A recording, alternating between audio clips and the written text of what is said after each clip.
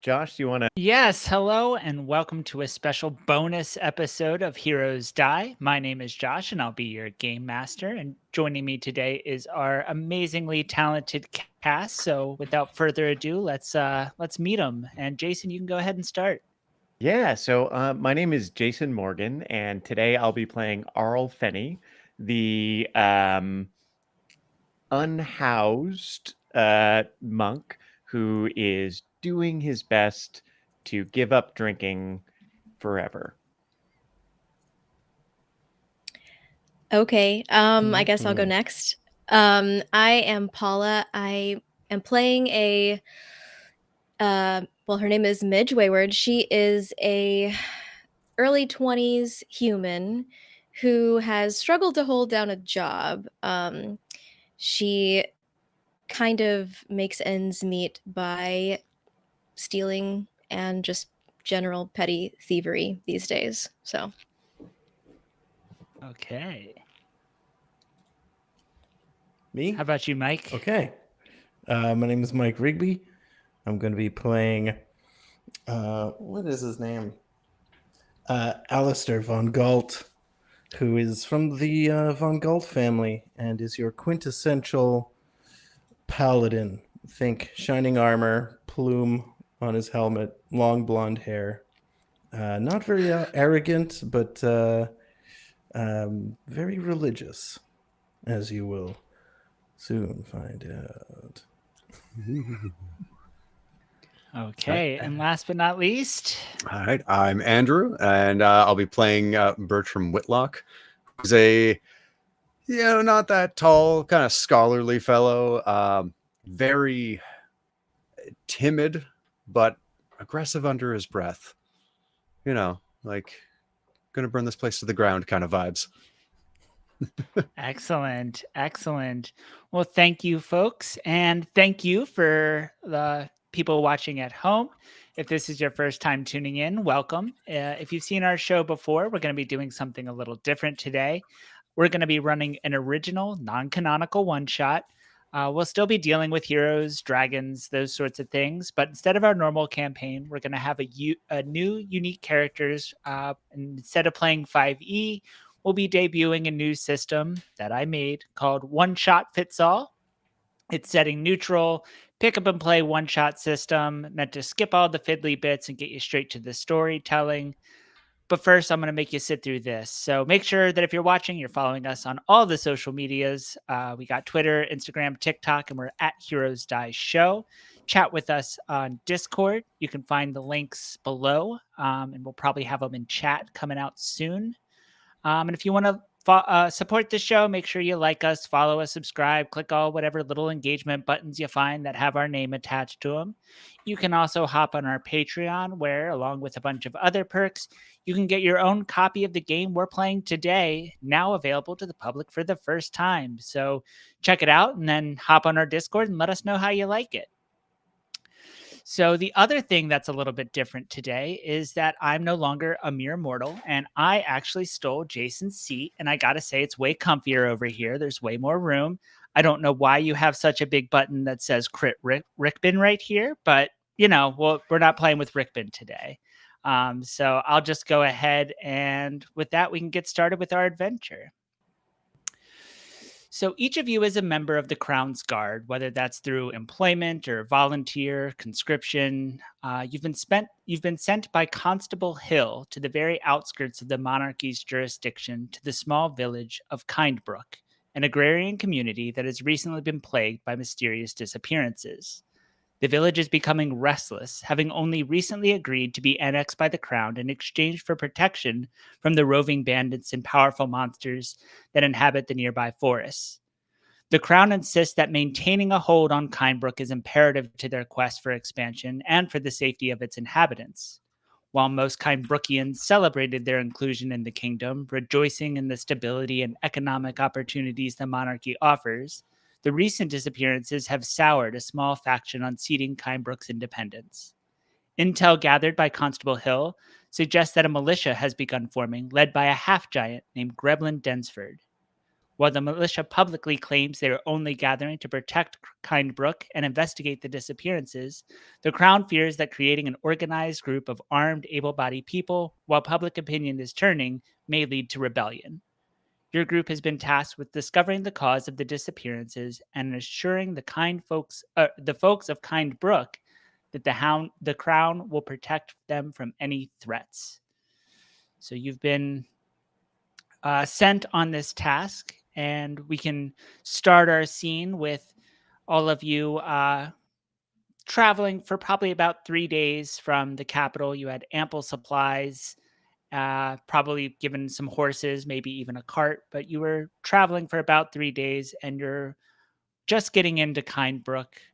Lots of fields. You can see in the distance a little bit of ways, the beginnings of a forest, probably about a mile or so, but you can see the trees forming on the horizon. But mostly fields, some cattle, goats, regular farm animals, and people are tilling the fields and working as you're kind of coming through the main road and approaching.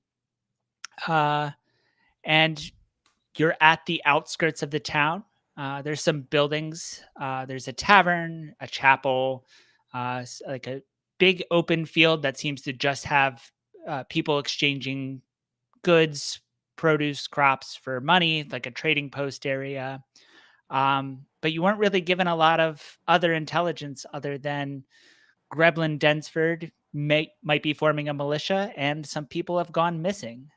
So what would you folks like to do? So we hit in that bar, and we ask about this Greblin character. God, doesn't it feel good to be part of the King's Guard? Oh, I love it. It'll feel a lot better when we're inside somewhere. There's entirely too much grass out here. You don't like grass? Smell. No. Breathe it in. No. This is adventure. All it takes is one person taking a scythe to the grass and then pollen everywhere. Terrible. That's true. That's very true. That sounds pretty rough there, Bertram. I think, Alistair, you got it right though, especially after some time on the road. Little something to wet our whistles wouldn't be a bad idea. You can't get too tied on. Do take it easy. Right. You do tend to swill it back a bit. Drinking leads to terrible things. I wouldn't touch the stuff. I was just suggesting we go see what the trouble is, and if there's something there, who knows? That's an entirely separate problem we can talk about. So, where is this bar? I would imagine probably one of the buildings in the town. You see Midge is just like looking around, and we've been traveling for a couple of days, so you would have noticed that she has zero sense of direction. Like, she will get lost walking 20 feet in a straight line. So yeah, she still doesn't see the bar. Well, when in doubt, follow The your rest nose. the rest of you would notice one of the buildings that are clearly not a residence, plainly labeled with the sign Kindbrook Inn. Midge, you do not. An inn. I think they'll have anything we look for in there. Come. As you enter, there's folks of all sorts of different species kind of hanging out, just being a town.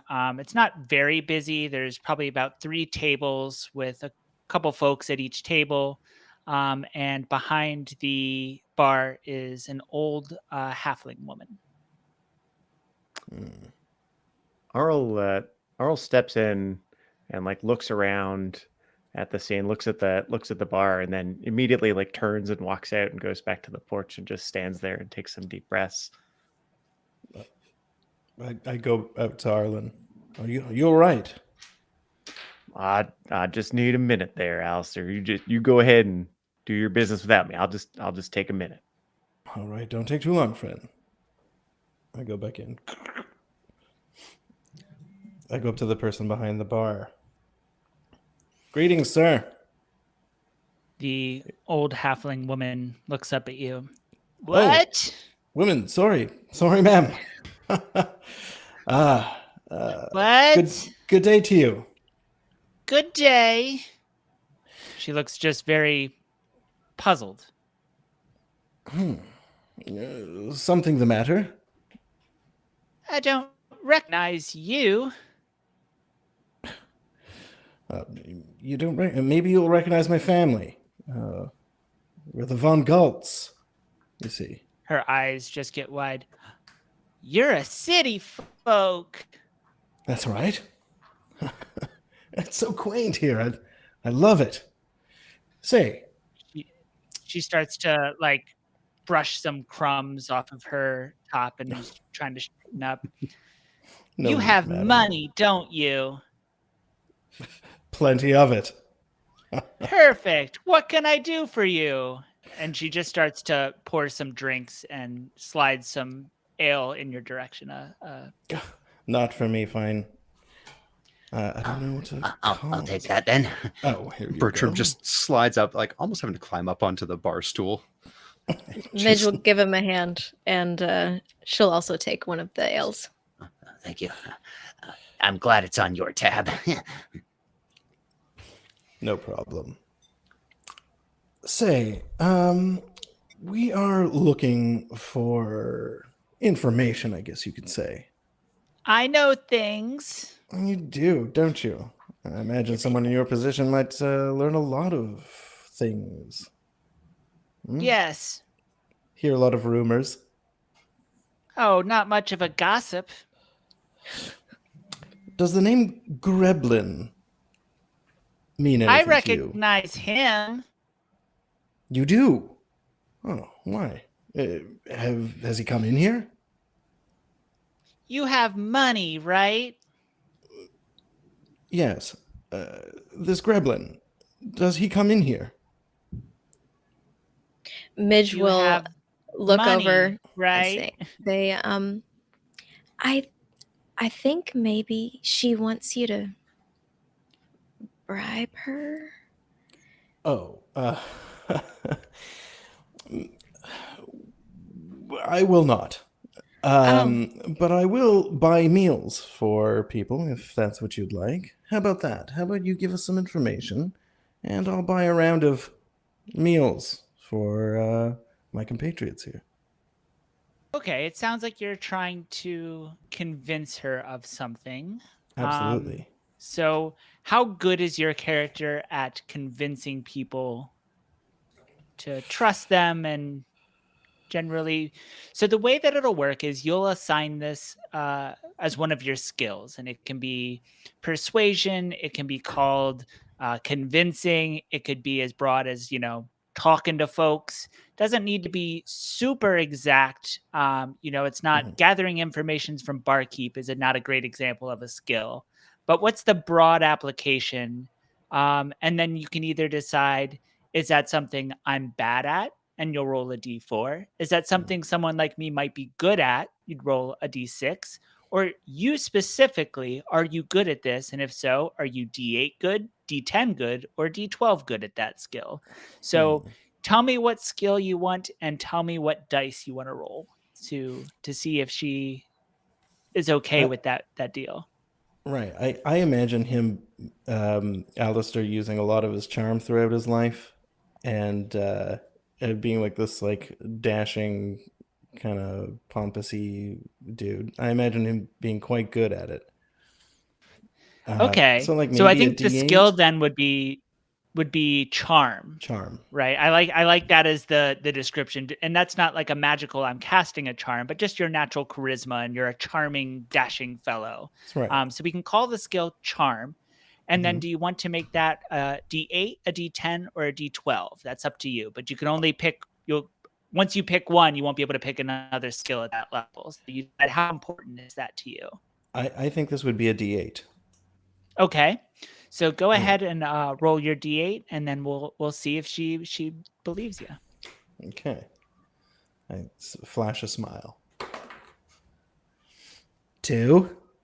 Oh, the So- first check of the no. game. Yeah, so the Lean in. general table goes a 1 and 2 is a failure, a 3 and 4 is success with consequence, a 5 and 6 is just a success, and then a 7 plus is a crit.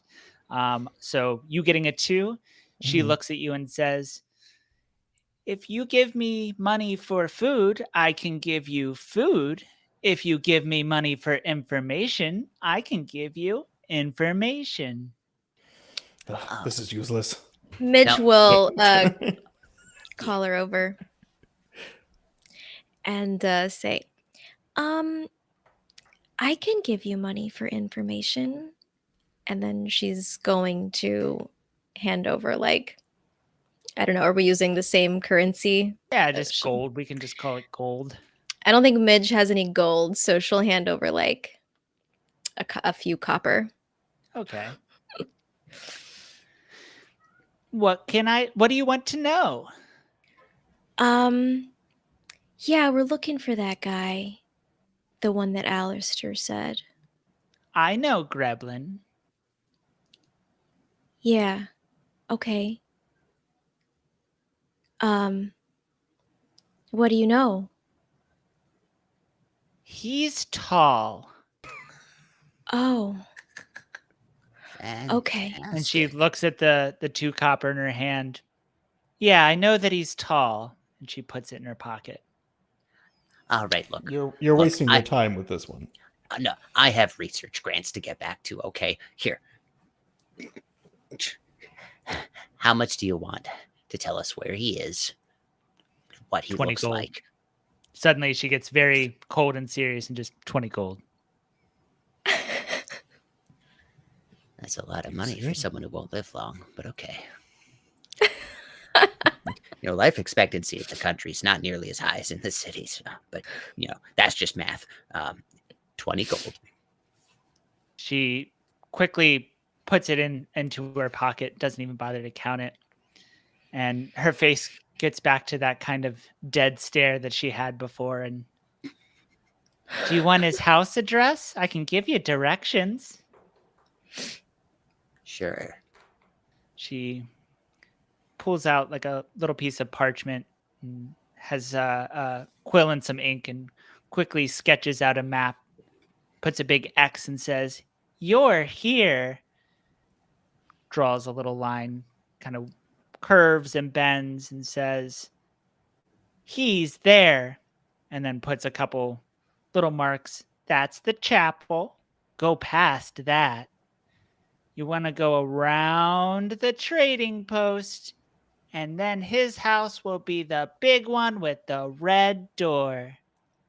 Red You s- door. You see, Midge is like really trying to listen hard right now.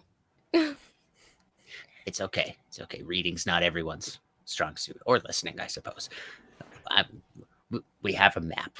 You got that right, everyone. Oh, absolutely. It's literally on paper in front of me. Okay. So, yeah, Okay, that's good. Well, how big is this guy? He's tall. Oh yeah, we did Great. learn that. I did that, I think. Yeah. Right. She reaches her hand in her other pocket and just kind of jingles the 2 copper in there. Yeah, I told you. He's tall. Puts it back in her pocket. while they're having the conversation in the inn, Arl's outside on the balcony and he's sweating a little, he's breathing, and he looks out. He looks out in the street. Does there look like an area with a lot of foot traffic or a decent amount of foot traffic? Yeah, it's mostly going past the main road to or from the trading post. It seems like there's some carts being pulled with all kinds of different crops on the back, or just that seems to be the main place that people are coming and going from. Excellent. So Arl's gonna walk over to near the main trading post entrance and find a nice spot to sit down in the dirt and set his begging bowl up in front of him and just start holding it out and start meditating and praying quietly. Okay. Who or what are you praying to? So it's his internal mantras that they learned at the monastery. So it's more the calming and soothing mantras that he learned in his youth, and he's trying to stay focused on that and not the drink.